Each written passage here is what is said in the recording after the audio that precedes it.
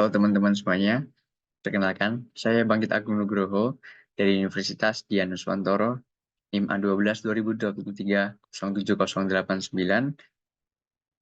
Di sini, ya, di kesempatan yang bahagia ini, saya akan sharing-sharing dengan teman-teman mengenai materi yang ada di mata kuliah Matematika Diskrit, yaitu materi yang bernama graf isomorfik dan planar. Nah, apa itu teman-teman? Mari kita bahas.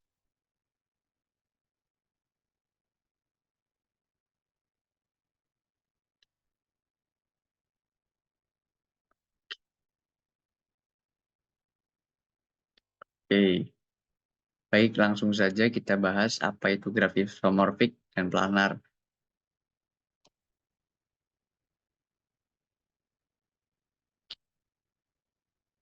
Baik, graf isomorfik merupakan suatu buah graf yang sama tetapi secara geometri berbeda yang disebut isomorfik.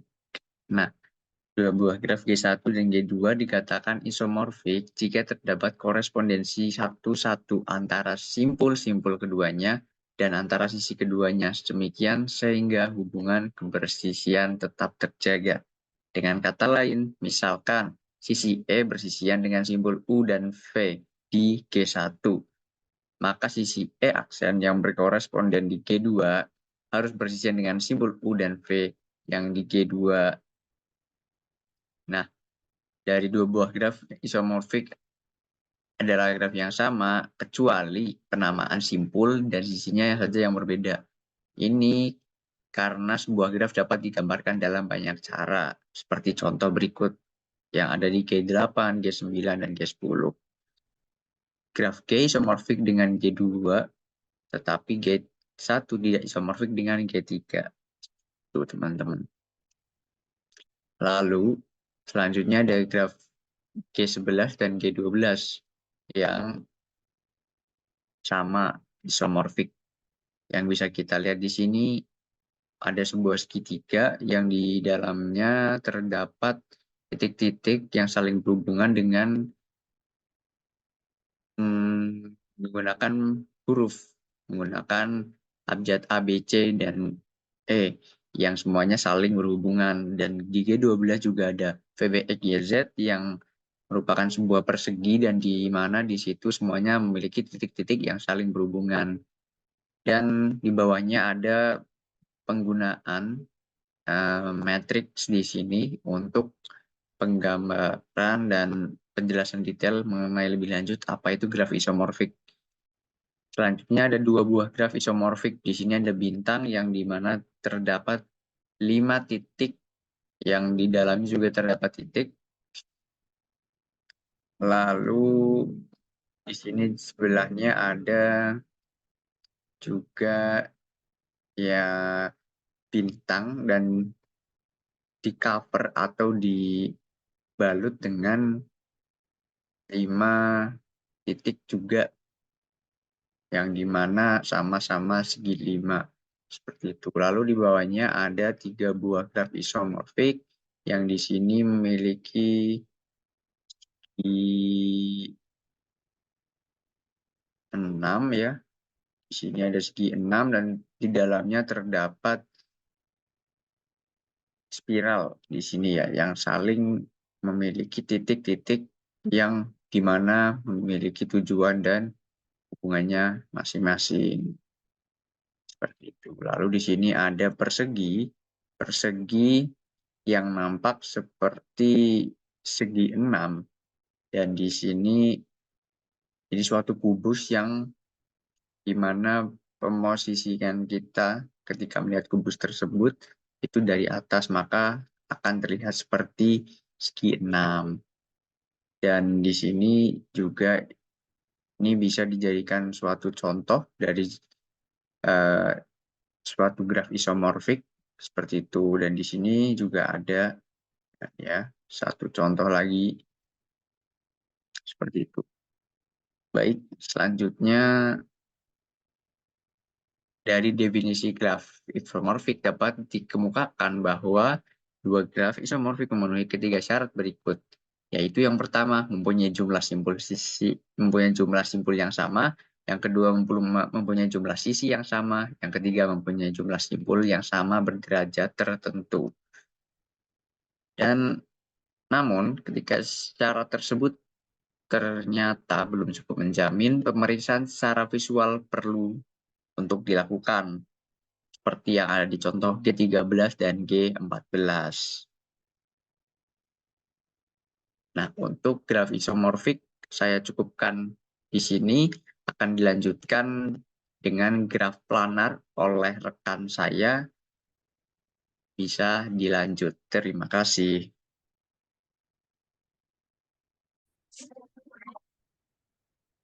Perkenalkan, nama saya Yuda Eka Pratama, bisa dipanggil Yuda.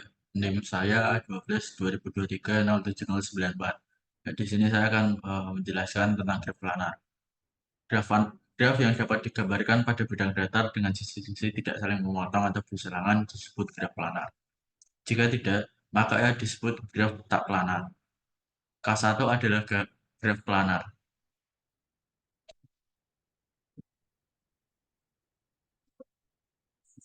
Lalu yang berikut ini K2 bukan graf planar. Graf planar yang digambarkan dengan sisi yang tidak saling berputar disebut graf bidang atau plane graph. Seperti gambar yang berada di bawah ini.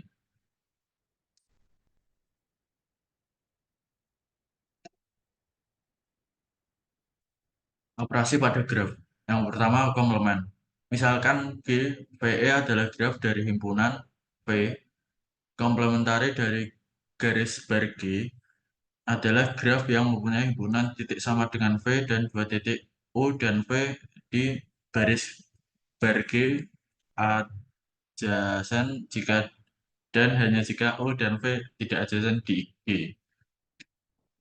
Gambar 2.1 memperlihatkan bahwa garis bar G adalah graf kelompok komplement dari graf G.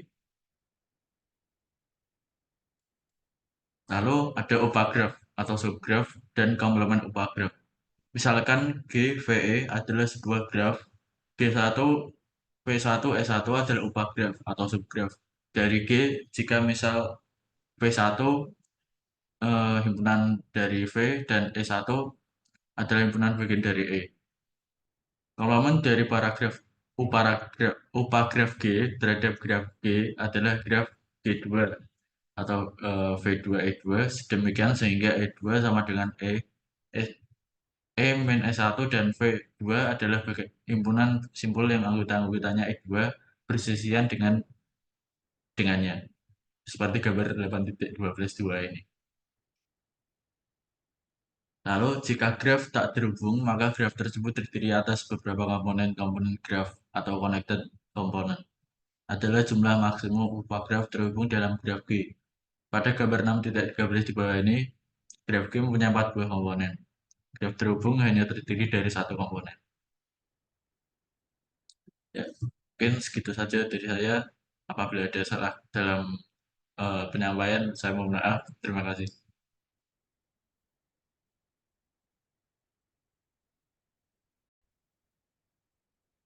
Assalamualaikum warahmatullahi wabarakatuh. Perkenalkan, nama saya Alif Khalil Ramadan. Pada kesempatan kali ini, saya akan menjelaskan tentang operasi pada graf, yaitu salah satunya pada union atau yang biasa kita sebut gabungan. Langsung saja, ya, di sini itu dimisalkan, ya, graf 1 atau G1 itu sama dengan P1 ya, dan E1, dan G2 itu sama dengan V2 dan E2. Perlu kita ingat kembali, V itu melambangkan simpul ya atau titik, sedangkan E itu melambangkan sisi. Nah, jadi di mana V1 dan V2 itu saling asing. Yang dimaksud saling asing adalah berpisah ya antara graf 1 V1 dengan V2. Nah, gabungan dari G1 dan G2 atau graf 1 dan graf 2 itu dinotasikan sebagai berikut, ya. G sama dengan G1 gabungan G2 atau sama dengan V dan E, ya. Dan notasi tersebut itu merupakan graf dengan himpunan ya titik ya V itu titik atau simpul sama dengan V1 digabung V2 ya. Nanti biasanya penulisannya adalah V kurung G ya. Tutup kurung, buka kurung G, tutup kurung, tutup kurung. Dan himpunan sisi ya sisi itu dilambangkan dengan huruf E yaitu sama dengan di sini V1 gabungan V2 ya, sama halnya seperti tadi V1 V. Nah, kita bisa lihat contoh pada gambar berikut ya yang memperlihatkan gabungan dari G1 itu sama dengan V1 dan E1 dan G2 sama dengan V2 dan E2. Nah, di sini ini adalah contoh gambar ya dari operasi graf pada union atau gabungan. Ya, di sini ini merupakan contoh graf yang terlepas. Ya, kenapa bisa terlepas? Ya, ini G1 itu dengan G2 memiliki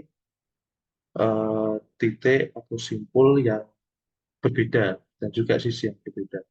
Maka dari itu, ya, ketika kita gabungkan, maka tidak ada saling mengkait. Jadi langsung seperti pada gambar tersebut. Ya, jadi ini hasil dari gabungan ya pada graf. Ya, notasinya adalah G sama dengan B1 gabungan B2. Bagaimana kalau yang tidak terlepas? Ya, nanti tinggal digabungkan. Ya. Lalu kita masuk ke materi selanjutnya, yaitu join. Ya. Di sini misalkan G1 sama dengan V1 dan E1 dan G2 itu sama dengan V2 E2. Nah, join dari G1 dan G2 itu dinotasikan sebagai G sama dengan G1 ditambah G2 itu sama dengan V dan E. Ya, dan notasi tersebut merupakan graf dari ya G sama dengan G1 gabungan G2 dan semua sisi ya yang menghubungkan titik di V1 dan di V2. Nah, kita bisa lihat contoh pada gambar tersebut. Ya, di sini eh,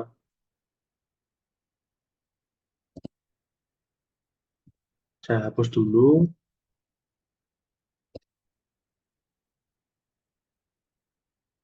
Nah, jadi yang dimaksud itu di join ini adalah kita menghubungkan sisi. Ya. Jadi sisi V1 dan V2 itu digabungkan. Nah, jadi ketika kita menggabungkannya itu seperti ini. Ya, dari sisi sini, ya, terus selanjutnya ini seperti ini.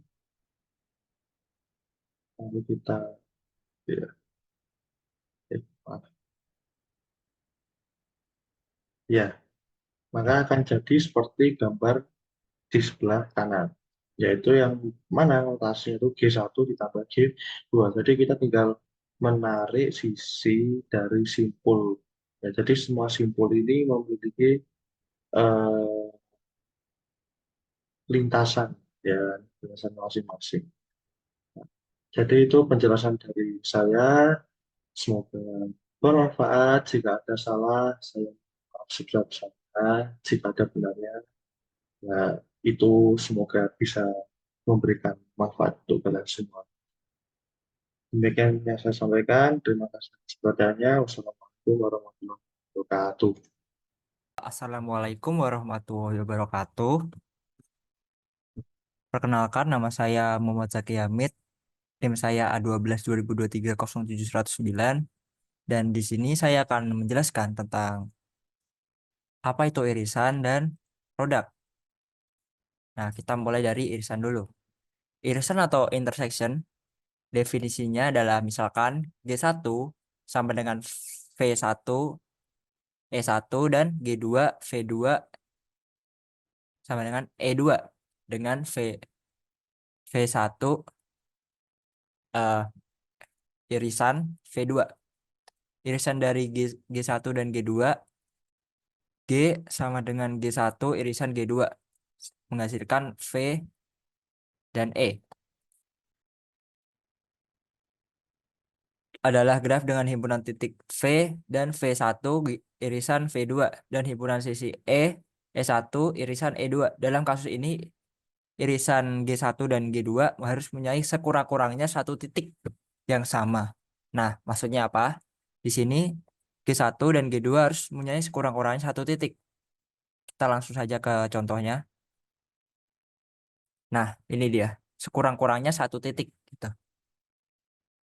Ini tadi yang dimaksud dengan titik persekutuannya. Nah, kita ini lanjut ke contohnya aja ya. Jadi di contohnya ada gambar yang diperlihatkan irisan G1 dan G2 dengan V-nya V1, V1 irisan V2 menghasilkan himpunan U adalah dan E sama dengan E1 irisan E2. Nah, oke, next kita lanjut ke contoh yang kedua. Jadi di contoh yang kedua ada memperlihatkan G1 dan G2 dengan V diiriskan dengan V2. Nih ya.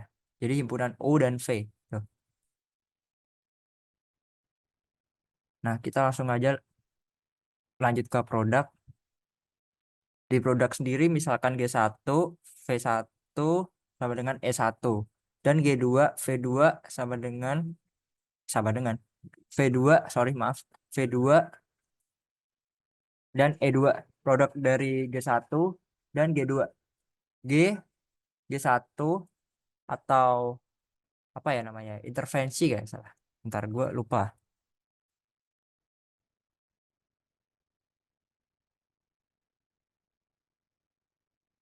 Oh, bukan intervensi. Nah, dari produk dari G1 dan G2. G1 kali G2 VE adalah graf dengan himpunan titik V dan V1 kali V2. Kali ini bisa disebut dengan Cartesian ya. Atau lambangnya kayak N tapi tegak. Ya. Dan dua titik U. U1 dan U2. V sama dengan V1 dan V2. Namanya adjacent di J. Jika himpunan ini U1 sama dengan V1 dan U2 adjektif. Atau ya inilah bisa dibaca sendiri ya. Nah, jadi ini kita langsung aja ke contohnya. Jadi di contoh sendiri ada diperlihatkan dari produk P2 dan P3. Jadi contohnya bakal seperti ini jadinya. Nah, ini kalau misal P2 dan P3 digabung atau di Cartesian yang lambangnya tadi kayak N tapi tegak, eh, bakal kayak gini. Nah, oke, udah. Jadi intinya perbedaan dari irisan dan produk itu dari apa ya? Himpunannya, dari produknya, dari ya gitu. Dari ini ini sama ini dikali dia. Oke, mungkin itu aja yang bisa aku sampaikan di bab ini. Terima kasih. Wassalamualaikum warahmatullahi wabarakatuh. Ya, kita lanjut teman-teman. Setelah tadi dijelaskan mengenai produk oleh teman saya Hamid, sekarang kita lanjut kepada komposisi dari graf. Dapat kita lihat contoh di bawah ini bahwa apabila terdapat G1 dan G2 yang memiliki masing-masing memiliki sisi serta simpul, maka apabila kedua graf tersebut dilakukan operasi komposisi akan menghasilkan graf komposisi seperti yang ada di sisi kanan. Jumlah titik yang dihasilkan adalah perkalian antara graf 1 dan graf 2, dengan jumlah sisi adalah melalui rumus yang akan kita lihat di bawah ini. Ya, jumlah titik tadi jumlah titik graf 1 dikalikan jumlah titik graf 2, yaitu 2 dikali 3 sejumlah 6. Kita lihat. Ada 1, 2, 3, 4, 5, 6, benar. Lalu untuk jumlah sisi ada N1 kali Q2, yaitu jumlah titik pada graf 1 dikalikan dengan jumlah sisi pada graf 2, ditambahkan jumlah titik pada graf 2 kuadrat dikalikan dengan jumlah sisi pada graf pertama. Ini ada N1-nya ada 2, Q2-nya ada 2, sehingga 2 kali 2 sama dengan 4. Lalu jumlah titik pada graf 2 tadi ada 3, 3 kuadrat sama dengan 9, dikalikan jumlah sisi pada graf pertama adalah 1, tetap 9 ya. Jadi 4 ditambah 9 sama dengan 13. Kita lihat kembali, apakah benar sisinya ada 13? 1, 2, 3, 4, 5, 6, 7, 8, 9, 10, 11, 12, 13. Benar ya. Sehingga tabel berikut merupakan kesimpulan dari bagaimana sebuah graf digabung, di join, produk, serta komposisi. Kita selanjutnya pada graf berarah dengan komponen yang terhubung kuat. Komponen yang terhubung kuat adalah sebuah sisi di mana pada titik yang saling bertetangga atau adjacent itu memiliki dua arah yang pertama, sehingga dia terhubung kuat ke arah sini, daerah ke sini, sini. Nah, pada graf keseluruhan ini dia memiliki dua buah komponen yang terhubung kuat, yaitu sisi 1, 2 dan 2, 3. Sedangkan ini tidak terhubung kuat 4 dan 5 karena dia hanya memiliki satu arah, sedangkan 6 adalah tidak terhubung sama sekali. Sehingga pada graf keseluruhan ini, graf G ini dilihat sebagai keseluruhan ya. Ini hanya memiliki dua komponen yang terhubung kuat, yaitu 1 dan 2. Lalu berikutnya mengenai upah rentang atau spanning subgraph. Spanning subgraph merupakan bagian dari graf yang tetap memiliki jumlah simpul yang sama, namun sisi-sisinya tidak semuanya digambar. Ini merupakan efisiensi gitu ya. Coba kita lihat dulu contohnya. Apabila terdapat graf seperti gambar A ini, bahwa graf B adalah upah rentang, upah graf rentang dari G, yaitu tetap memiliki jumlah simpul yang sama, 1, 2, 3, 4, 5, namun jumlah sisinya berbeda. Dapat kita lihat bahwa sisi 2, 3, dan 1, 3 tidak digambarkan di sini ya. Jadi ini adalah bagian upah graf rentang. Sedangkan pada gambar C, 1, 2, 3 saja tidak ada simbol 4 dan 5. Nah, fungsinya upah graf rentang ini apa? Nanti biasanya akan digunakan sebagai contoh seandainya permisalannya titik simpul ini adalah kota dan bagaimana kita akan menghubungkan masing-masing kota menggunakan jaringan fiber optik. Nah, mana titik-titik mana yang harus dihubungkan agar kita menggunakan jumlah kabel optik yang minimal. Nah, itu adalah salah satu contoh penerapan dari upah graf rentang di minimum spanning. Lalu berikutnya adalah cut set. Cut set adalah mana yang membuat graf ini menjadi tidak terhubung. Contohnya adalah pada gambar A, kita memiliki graf dengan 6 titik dan 1, 2, 3, 4, 5, 6, 7 ya. 1, 2, 3, 4, 5, 6, 7, 8. 8 sisi. Titiknya tetap sama, tapi menjadi tidak terhubung. Nah, ini. Nah, graf ini dan graf ini menjadi tidak terhubung lah.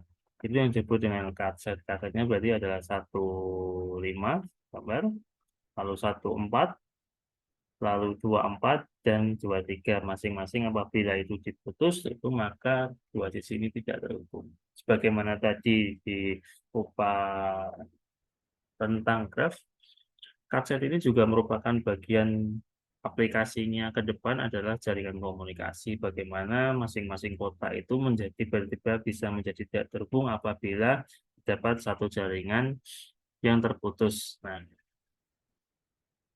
Sehingga dengan mengetahui teori dan ilmu dari graf, diharapkan bahwa perencanaan bagaimana jaringan komunikasi itu bisa menjadi lebih baik agar jangan sampai seluruh jaringan utama menjadi terputus hanya gara-gara salah satu jalur terputus.